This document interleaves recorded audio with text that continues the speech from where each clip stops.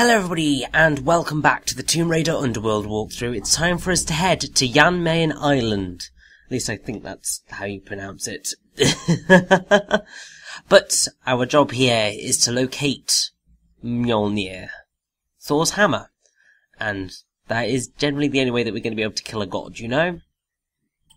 So at this point you'd have the choice of Snow Heavy or Snow Light. To be perfectly honest, I think Snow Heavy is probably a little bit more suitable right now because this place would be absolutely freezing. I mean, look at it! Look at all that snow! Big expensive ship of Amanda's? The one on the bottom of the Mediterranean? Uh-huh, that one. She has a sister, the Tisiphone, anchored off the coast of Thailand. Looks like they're picking through your leftovers. Excellent work, sir. Thank you. You've earned some rest.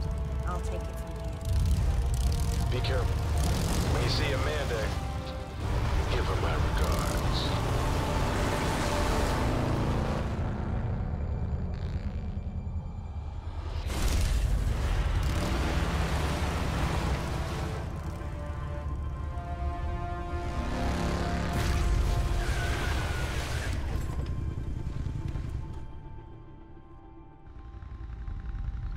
So, here we are, at the Gate of the Dead.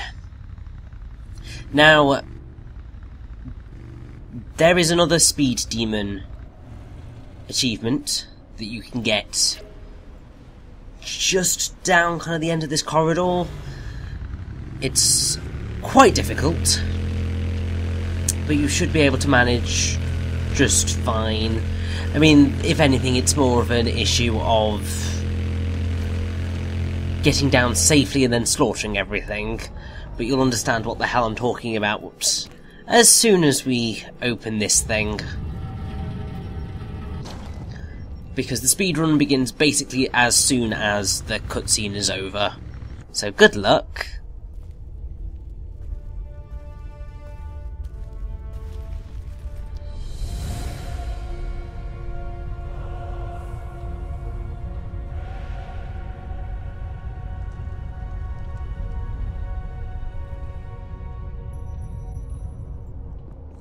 So, you need to drive down to the bottom of this place in under 50 seconds. And I'm pretty sure it is from when the cutscene ends to when you get to the bottom. Now, technically it's not too bad because, well, as long as you make sure to just keep driving and don't drop down any holes, because that will screw you over quite dramatically. After a certain point, it is possible to drop down through one of the holes and still survive, but it's very challenging to risk it. I did rather miraculously manage to do it on when I first dropped down, but I think I then completely screwed up after that because I missed a treasure that's all the way at the top, which was a bit naff. But oh well. Valhalla, Odin's hall, where the warriors who died in battle came to feast and prepare to fight in the final battle of Ragnarok. That makes this Valgrind the Gate of the Dead. Old is that gate, and how to unbolt it, few now know. Where are the Valkyries when you need them? And with that, we've got a lot of Viking thralls to defeat. You can tell they're Vikings because they've got helmets with horns on them, even though that's not what Vikings wore. It's the stereotypical Viking outfit, so I can forgive them for that. But also what all that cutscene-ness provided was a ridiculous amount of mythology and location work to go over. Thank God, because even though this place will only take you about an hour-ish, it's very dense, is the only way I can put it. So the majority of the level is located in a maze that we are, well, that's on the other side of that gate. And it's long enough that I had to split it up into 2 halves. But either way. So, with our fact-finding mission, we will begin with Jan Mayen Island, or Jan Mayen Island, however you want to pronounce it. So, it's a volcanic island in the Arctic Ocean, which is part of Norway. It's apparently 55 kilometres long and 373 kilometres squared in area. It's partly covered in glaciers and has two parts. The larger northeast Nordjan and the smaller Sorjan. I don't know how to pronounce Norwegian words, as you can tell. So it's got mountains on it, the highest summit being the Berenberg volcano, which is in the north. And yes, so it's all the way up in the Arctic. Sort of just off the coast of Greenland and Iceland, so that kind of allows you to place it. And while there's not really, I think, much else hugely interesting about it, I think there are some sort of numerous discoveries that have taken place on it.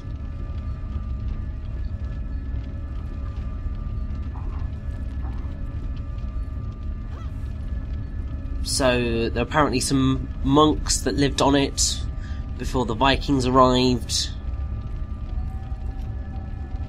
and apparently medieval chronicles such as the Voyage of Saint Brendan the Abbot testify the extensive interest in exploration at the time, and medieval people certainly did like to explore the world. You'd be surprised at how mobile they were in those days.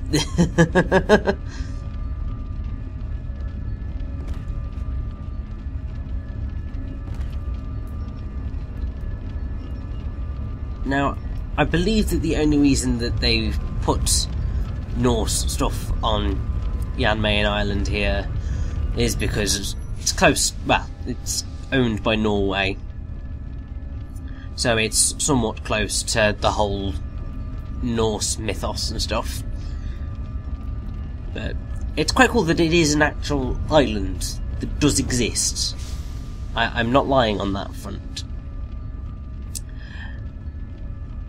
Now what we're attempting to do here is get loads of light onto particular points to open up the gate. However, I didn't do anything with the very bottom panels, so I have to climb all the way back down safely to open up the door. Which was really, really, really stupid of me. Like, really ridiculously stupid. But it's fine. Next thing on our list of things to cover is Valhalla, which comes from the Old Norse Valhall, which does, as Lara stated, mean Hall of the Slain.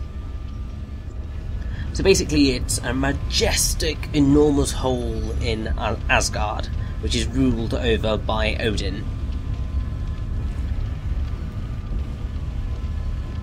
So basically half of those who die in combat travel to Valhalla upon death, led by the Valkyries, while the other half go to the goddess Freya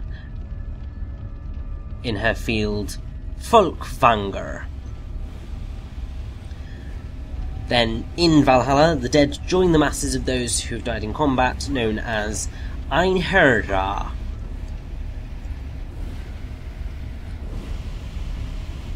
Which is literally just what those people are called. And basically they prepare there to aid Odin during the events of Ragnarok.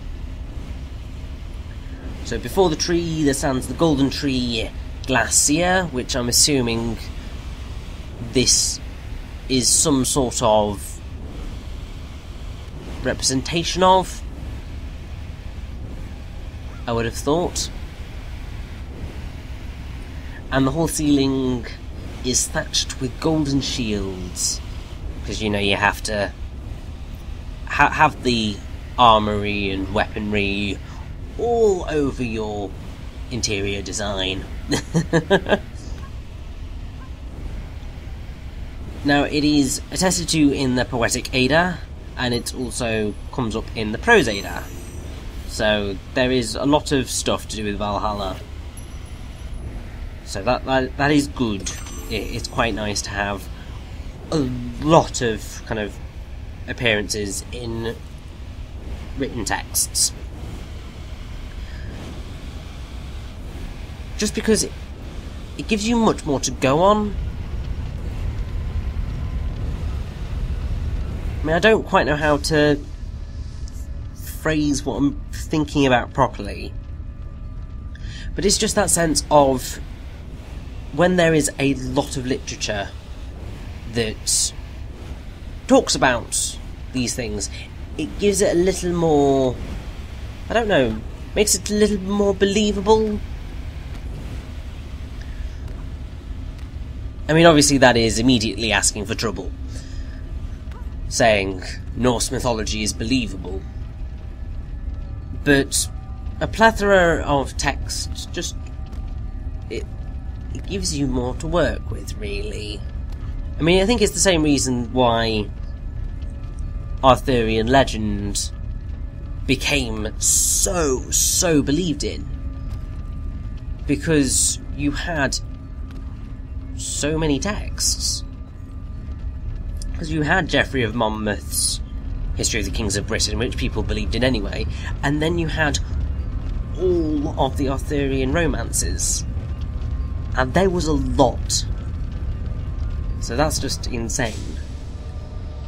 But we have opened up Valgrind, which is indeed its correct name, despite the fact that you can hardly really find anything on Valgrind. Like, it doesn't exist on Wikipedia, which is completely balmy. But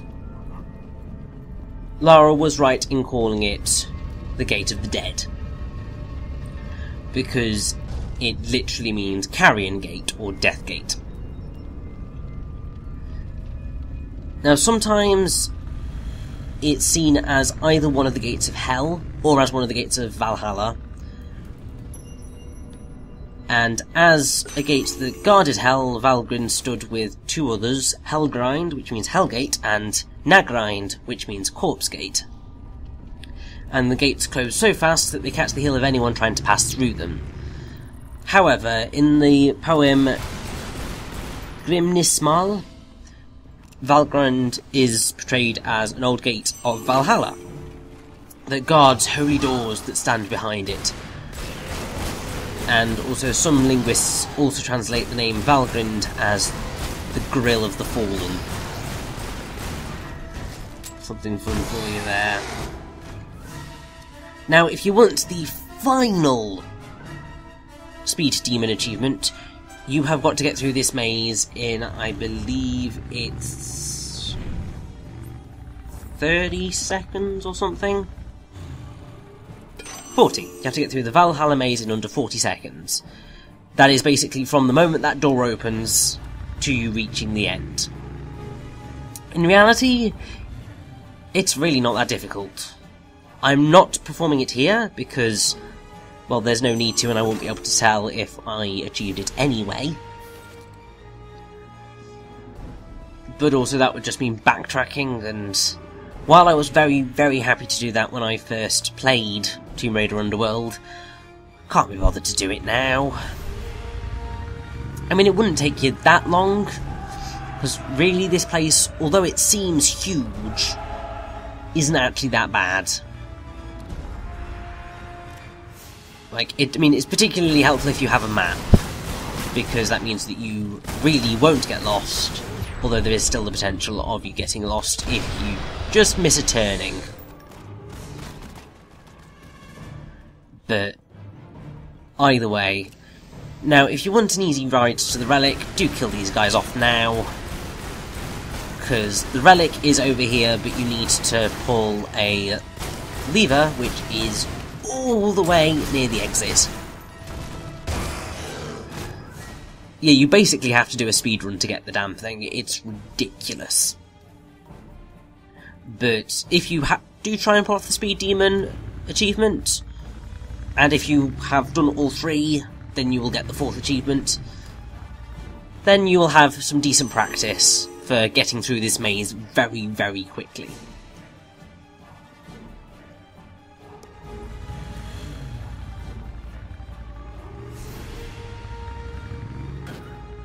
Now, if you want a specific location, the relic is through that door, just there.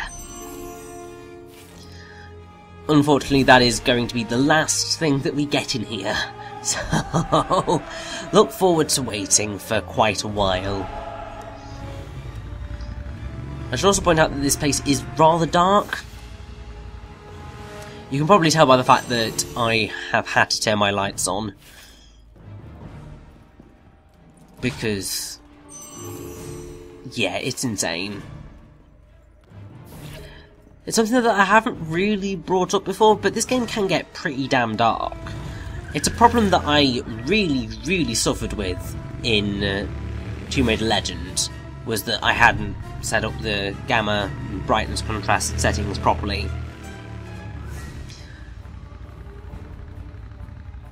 But then you get to Tomb Raider Anniversary, and that's a pretty damn bright game. Like, there's not a lot of really dark areas in it. But then you get to Underworld, and there are some areas which are nearly pitch black. This being one of them. I mean, it's hardly surprising. But still, it can get really, really dark.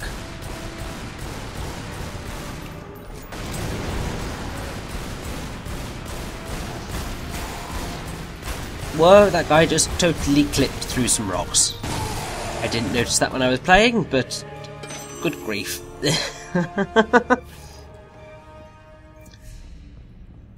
Now I feel at this point in time I should probably quickly return to talking about Valhalla, and just some of the things it's turned up in. So, as with Valgrind, it turns up in the Grim Nismal, and it also turns up in the Helga Kivtha Hundingsbana 2. But it receives much lesser direct references in stanza 33 of the Voluspa, where the god Baldur's death is referred to as the woe of Valhalla. And also in stanzas 1 to 3 of Hindluthjoth, where the goddess Freyja states her intention of riding to Valhalla with Hyndla, who is something or other. I don't know anymore. Now, the bit in the Helga Kivtha Hundingsbana 2, basically the main hero of it, which is Helgi Hundingsbane, he dies, or she dies, not sure, and goes to Valhalla. So in stanza 38, Helgi's glory is described. So was Helgi beside the chieftains, like the bright growing ash beside the thorn bush, and the young stag drenched in dew, who surpasses all other animals, and whose horns glow against the sky itself. Which links into the fact that there's normally kind of animals in Valhalla, or at least there's a couple of animals associated with Valhalla, specifically the stag, Eikthyrinir, and the goat, Hythrun. So that's where the whole young stag and the bright growing ash comes up. And then just more stuff about going to Valhalla. And then in the prose era, there's loads of other stuff about Valhalla. So there's a quote which is a character called Gangleri saying, "You say that all men who have fallen in battle from the beginning of the world are now with Odin in Valhalla. With what does he feed them? I should think the crowd there is large." So it's a feeding hall, although it doesn't quite seem that way here. It's just a massive bloody maze.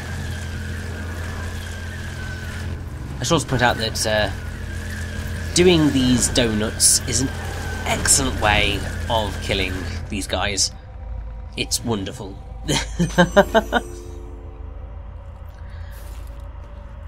And further on Valhalla, at the beginning of Skaldskaparmal, there's a whole thing.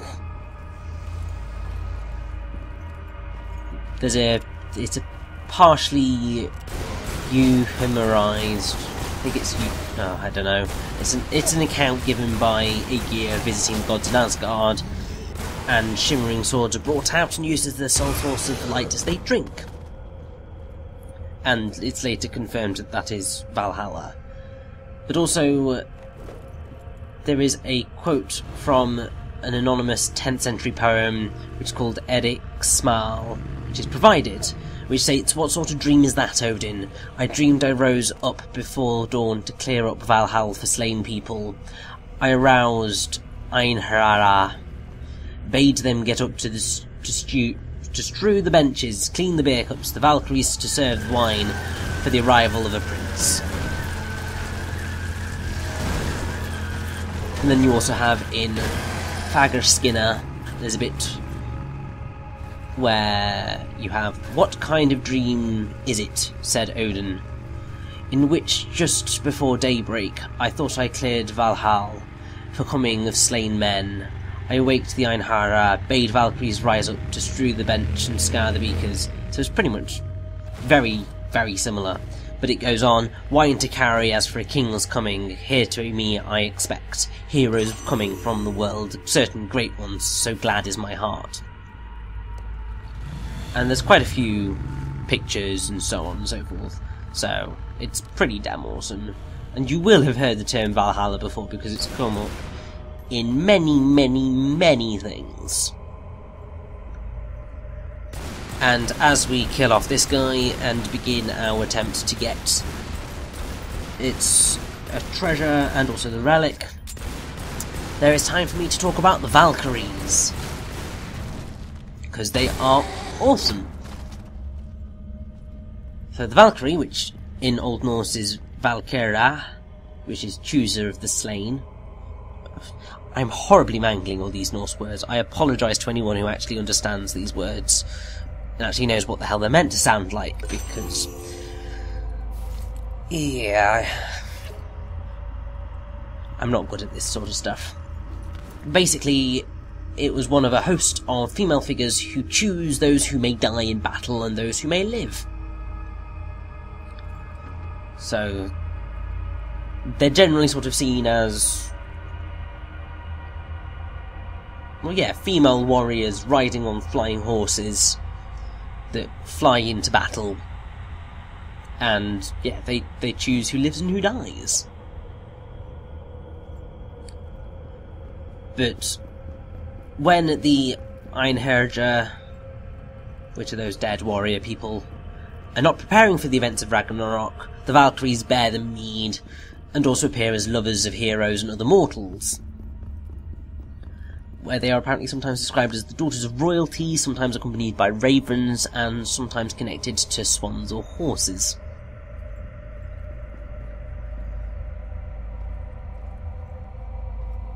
And apparently there are numerous scholarly theories about the relation between the Valkyries, the Norns, the Disea, Germanic seeresses, and shield maidens, all but the latter of which are supernatural figures associated with fate. So the Norns are female beings who rule the destiny of gods and men, so also in Norse. The Dis, or Disea, is a ghost, spirit, or deity associated with the fate who can be both benevolent and antagonistic towards mortal people. Also Norse. Then you have the Volva, which is really remarkably close to something feminine related, which were the German seeresses.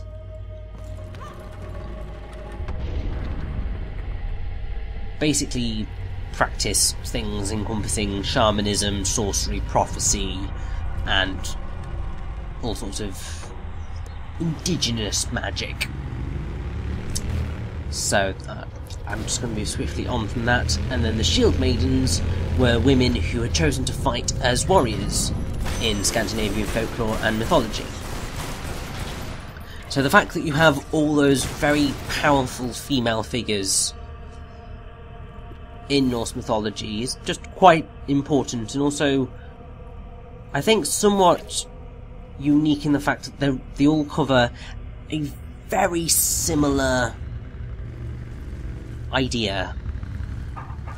Because, I mean, most of them are to do with fate, but all of them are kind of strong women that cause people to live or die, basically. But obviously Valkyries have then become a very, very useful thing in modern culture. So, I mean, there's obviously the incredibly famous Ride of the Valkyries by Richard Wagner, which just is an incredibly famous song. But then you also have, like, Valkyrie Profile and the Valkyrie Chronicles, and I'm pretty sure there's something else as well. But also, Valka in How to Train Your Dragon 2 is a reference to the Valkyries. So, even today, we're still getting Valkyrie stuff, which is pretty damn cool if you ask me. But dropping that lever, as with the first one, as you probably saw, basically this one unlocks the gate that I pointed out to you earlier. So it's at this point that you've got to really, really step on it and get all the way over to the other side. Now, as you can see, it isn't actually that large of a space. Like, I covered that quite quickly. But in here is the relic, and there we go. After that, it's time to finish this maze off, and hopefully find Mjolnir. Yay!